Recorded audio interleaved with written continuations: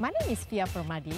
I work as a health therapist, and I'll be running a full marathon this coming 2nd of December. My reason for running is keeping fit. Secondly, because running community is a big community, and then you meet lots of friends, you share the same passion. Last year in April, actually, I broke my femur. Since I go back to running, why don't I make it something different? Make it like a superhero thinking.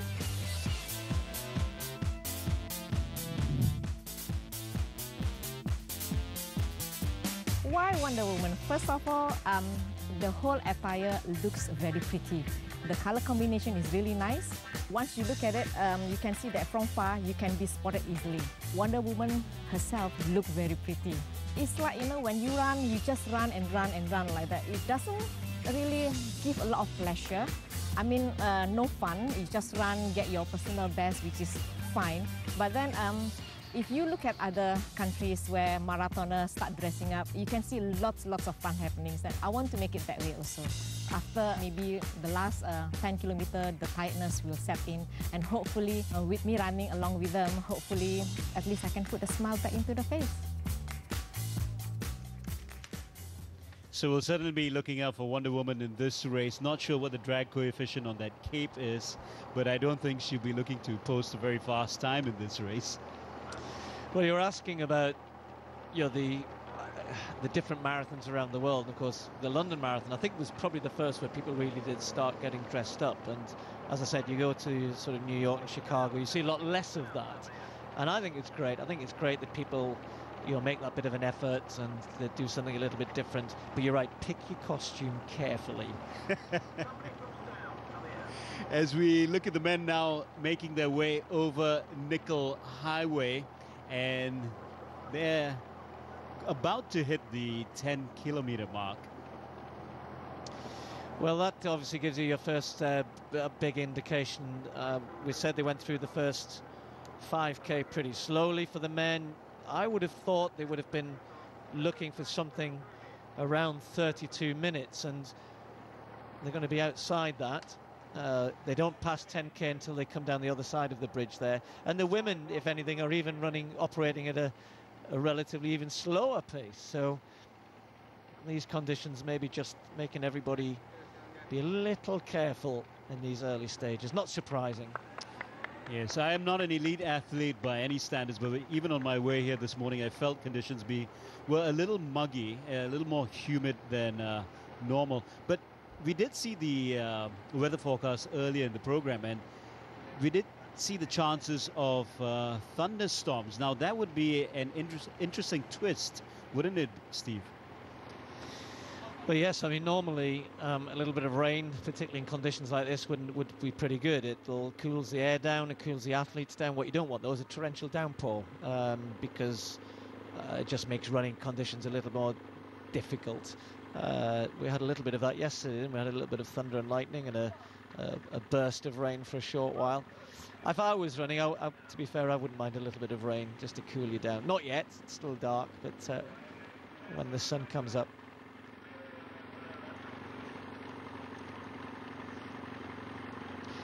Well, of course, some people, this is their very first marathon. One or two of the elite runners, in fact, it's their first marathon. But here's a story of somebody else who's contesting the marathon distance for the very first time. Hi, I'm Marie. I'm 19 this year. I'm a student, and I'm going to do the full distance at the Standard Chartered Marathon this coming December. I really wanted to motivate myself, and I'm up for a challenge, and my friend actually encouraged me. Initially, I haven't thought about running the marathon, but my friends told me that since you have already did a few 10Ks and a few half marathons, why not try and challenge yourself and try and push yourself further? So I thought, no, that's a good idea, why not? Running is a very good form of exercise, and it's a really good way to distress myself from all the stress I face from school and work. So every time I run a distance further than I thought I could, I actually get this sense of accomplishment. So I really enjoy doing that. And running is a sport. It's very cheap, it's very affordable, and it's for everyone. So all you have to do is to grab a pair of running shoes, a comfortable top, and anyone could do it. I run about 4 times every week and I visit the gym. And on every weekend, I do a slightly longer run. I'm looking forward to run with my boyfriend and to run with my mom. My mom is actually going to do her first 10K this coming December.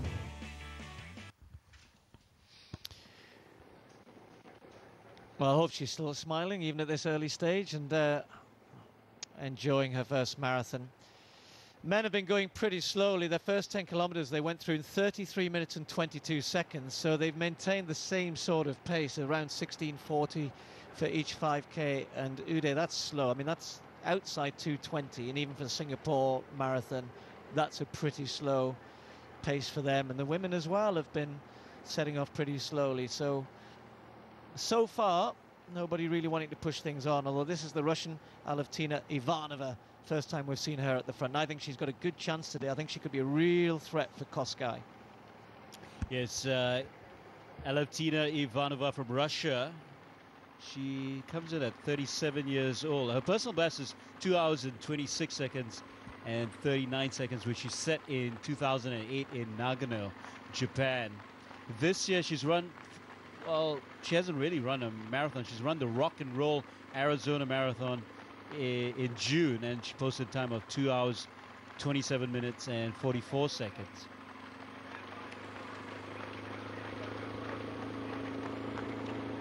So it looks like the women are going well as they go over the Nickel Highway Bridge. So it looks like the women still, as they were, approaching the 38-minute mark and running on Nickel Highway. Yeah, about 10K for the women as well shortly, and we'll get a split and just confirmation that the sort of pace that they're going, as I said, is pretty slow as well. But that's okay. And of course the difference, a little bit unusual, a lot of big city marathons, they set the elite women off before the men. So they run separately because there's been issues over the years with pacemaking and the rules have changed, and I won't bore you with too much with all of that. But of course the women have started with the mass field. There's the 10K point, it was about 38 minutes, wasn't it? We'll get a confirmation of that, about 38:14. But so they set off in the main field. So there are a couple of men in here. If you're wondering where they've come from, they're just guys who are going to be running about 2:40 for the marathon and are getting some nice pacemakers here, some elite women to pacemake them through their race. So 1 and 2 from last year. This happens a lot. This is obviously, you just saw the Ethiopian in the yellow, Gebre Gesesi, the runner-up from last year. A little bit of acceleration, moved to the right for her, took on her water. You're looking for, if they've got special drinks, at least grab the water. And of course, these are places where if people are silly, they can trip up. In fact, actually, I've just reminded myself, Irene Koskai, when she won the Commonwealth Marathon in Delhi, she got tripped up at a water station by one of her teammates and lost about 40-50 meters and got up and still won the race. So it can happen a lot, so you've got to be careful at the drink stations. Yes, the drink station seems to be the undoing of some of these elite athletes. It is a tricky proposition as you approach the drink station to grab those drinks while staying in rhythm for that run. And it's not as easy as it looks, because you have to keep your rhythm, like I said, and you got to keep your timing. You got to keep your timing in mind. And if Steve, I could just tap into your experience again and talk about nutrition a little bit, about the nutrition of elite athletes here is obviously very different from the weekend warriors or the general runners. And what kind of nutrition or what kind of specialized nutrition do these elite runners take in when they're training or through the course of the year? Depends where you live. If you head up to the Rift Valley in Kenya, and they'll eat a lot of ugali. And if you've ever had that, then it's never had it. Okay. Well, it's not the most tasty food, but they have a high carbohydrate diet.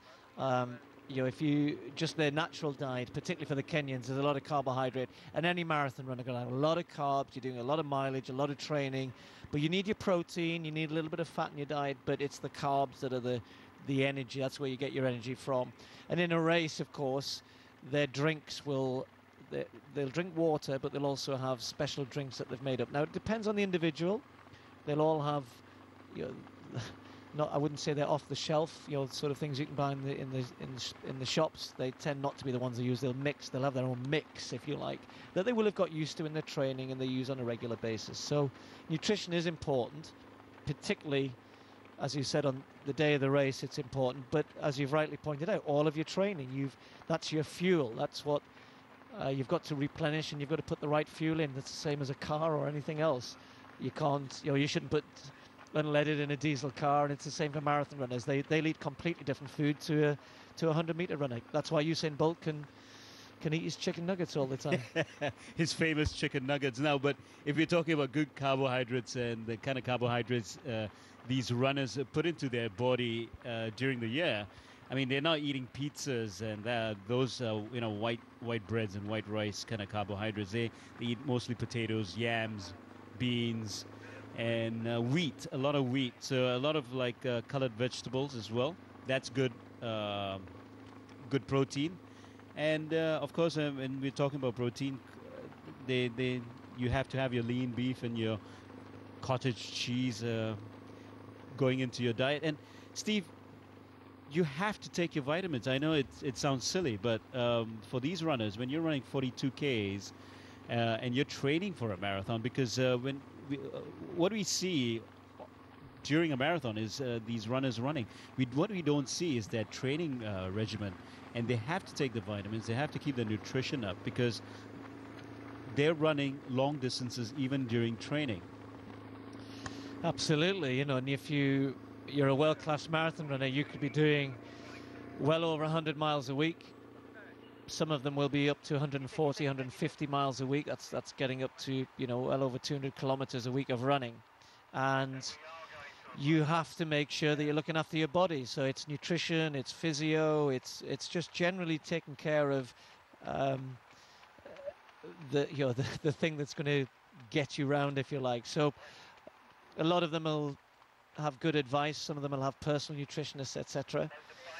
And it's important. It's part and parcel of being an elite athlete. You have to be focused on your training. Even when you're not running, you're focused on your body 24 hours a day.